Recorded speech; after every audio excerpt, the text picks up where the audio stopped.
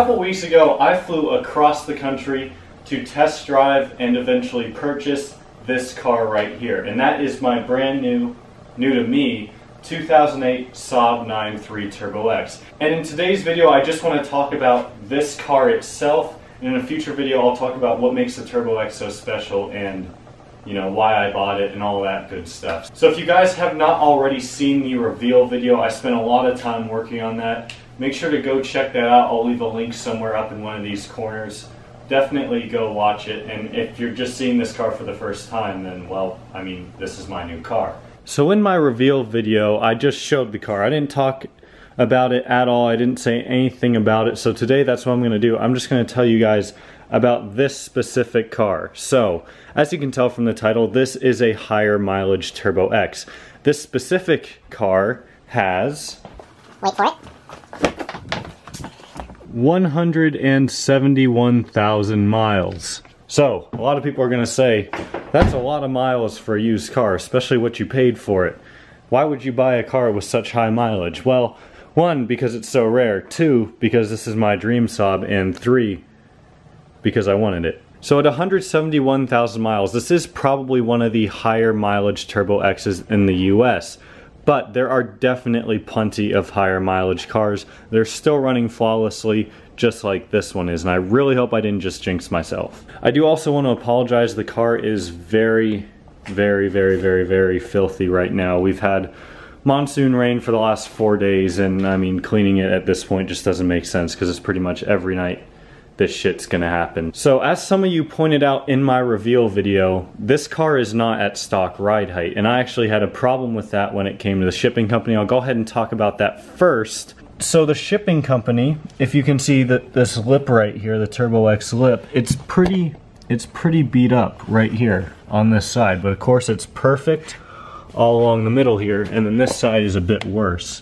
You can see it's messed up. Now if you back up, it's gonna be impossible for you guys to see, but the two spots where that's messed up are the two spots where when you load a car onto a trailer and you have those two little ramps for the wheels, that's exactly where those ramps go. So clearly the shipping company fucked it up, and I'm pretty pissed off about that, but he's like, well, the car's lowered, so I'm not liable for it. I'm like, dude, you're the one who messed it up. You're liable for it. But anyways, I will probably have to get a new Turbo X lip, or at least try to sand this one down and see how it'll look. But for now, it's not a huge concern, but that lip was brand new when I bought the car. So now let's talk about the suspension. As you can see, this car is not at stock ride height. It does have map-tuned coilovers on it, and they are at the lowest setting. And I do love the look of it, but I don't know if having it at the lowest setting is practical, because every speed bump I go over, I have to slow down and go over it sideways pretty much to avoid scraping. Even then I still scrape.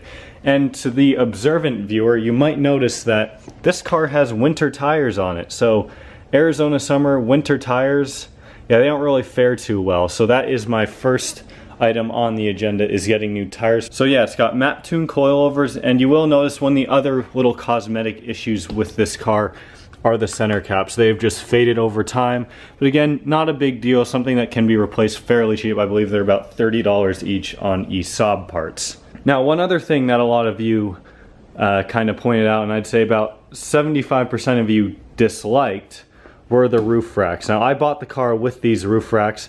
It actually had the wind deflector on it up here that said Saab on it, and I guess he took that off before he shipped it off, which is fine. I mean, they were his roof racks anyways. He was kind enough to leave these on at least. But for now, I like the looks, and I will keep them on. So, sorry, but they're staying on for now. So this car also does have a tune on it. It has a very early JZW Stage 1 tune. So this car from factory comes with 280 horsepower and just under 300 foot-pounds of torque. With this early JZW Stage 1 tune, it's making around 300 horsepower and of course more torque. So it's not a whole lot quicker than stock, but of course it is still quicker, and I think the car is plenty quick for now at least. I freaking love it, especially with the cross-wheel drive. And one more thing I do want to add about the tune real quick is that this car has launch control. And when I was told that, I was like weak at the knees. I'm like, holy shit, this has launch control. And I have not used it. I do not plan on using it because I am afraid it's going to just destroy the clutch. So basically what you do for launch control though, is all you do is foot on the gas, floor the gas, all the way on the clutch, first gear, dump the clutch, and you're off. So this car actually does have a rev limiter of 4,500 RPM when you're at a standstill, I guess. I mean, when you're rolling, you could rev it higher, but who needs to rev it higher than that anyways? It's not necessary. Now, outside of that, we also have a couple more mods that have been done to it. One of them is a short shifter and a shifter cable, and it does, I really do like it, but one thing that does kind of bother me about it is sometimes I'll notice when I'm driving, so this is a 6-speed, right? So when you go from first to second, and then you go to third, it's not doing it now, but you know, when you shift a manual car, when you go from second to third, it'll pop back in the middle and neutral, but sometimes, of course it's not doing it now, it'll stick to the side here. It's still in neutral, but it doesn't come completely back into the middle. And of course, when I go to film, it actually functions properly, so, you know, whatever. But I still love this shifter. It's very, very easy to learn. It's not too difficult. The gear ratios are pretty good as well. And some of you might ask about my fuel economy. I've put about 300 miles on this so far, and I have averaged about 18.5 mpg. So not too bad, especially you V6 guys out there will know. That's not that bad. So of course the last and best mod that this car has is a muffler delete. Now this muffler delete was done by one of the previous owners, and you might be able to tell the tips should not be sticking out that much, and especially this one is a little bit crooked, which I am going to have fixed. Do not worry, people. I've already gotten a lot of comments on that. One of the previous owners basically just cut off the little mufflers back here, and he left the Turbo X muffler that you can see right where my finger is. Now that muffler is unique only to the Turbo X, so I will be keeping that on the car if I do get a full exhaust system in the future. But that is why she sounds so mean. Of course Turbo X's sound amazing from factory, but that is why she sounds extra badass. We're gonna take a quick break from that, and I'm going to install a couple decals on the Turbo X. Now I have two decals here. The first one being my own decal. If you guys are interested in purchasing one of these or you want one, there's a link in the description of this video which will take you to my website where these are for sale. And the second is an Saab parts one. So we're gonna put them both right here on this window because this is just like a perfect window for decals or stickers. So let's go ahead and get to it.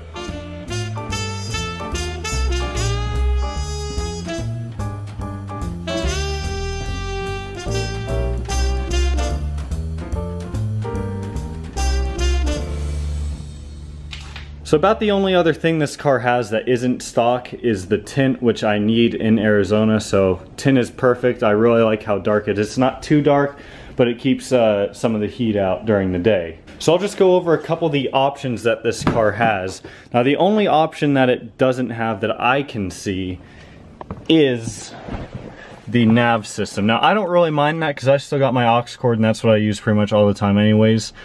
But I would like to have the nav system, so I know you can get one for maybe 300 bucks and you need a Tech 2 to marry it, but that's maybe down the road, but not a huge deal. So this car does have, really the main option that I wanted it to have are the cornering headlights. They are just so beautiful. They are so pretty.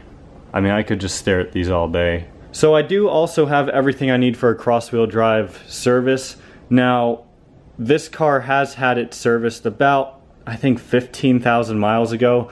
But one of the guys I was spending some time with in Massachusetts, he was telling me, you know, it's best to just do it every 10 or 15,000 miles, or basically every other oil change, even though you're not technically supposed to do it for every 30,000 miles. But better safe than sorry, because a new rear diff in this car is like $5 or something, and what the hell was that? I'm just gonna turn off the headlights before it explodes. So this video was not really well put together, and I really apologize about that, guys, but I just wanted to come out here, basically give you the mods that this car has, and just talk about the car specifically, because I didn't give any details in the reveal video. But this is it, guys. This is the new car. I have about a dozen videos already in my head that I want to do, and I have a list made, so there is going to be plenty of content on this car to come. There's almost no Turbo X content on YouTube, so I'm going to have a monopoly on that market. But let's end this video with just some revs, because I mean, why not? She sounds so beautiful. I should probably open the garage so I don't die when I do this. That's gonna wrap up this video. Thank you all so much for watching. Give the video a thumbs up if you're excited for all the cool content that's going to be coming on this car, and subscribe if you haven't already, and I'll just shut up and let you guys listen to the exhaust.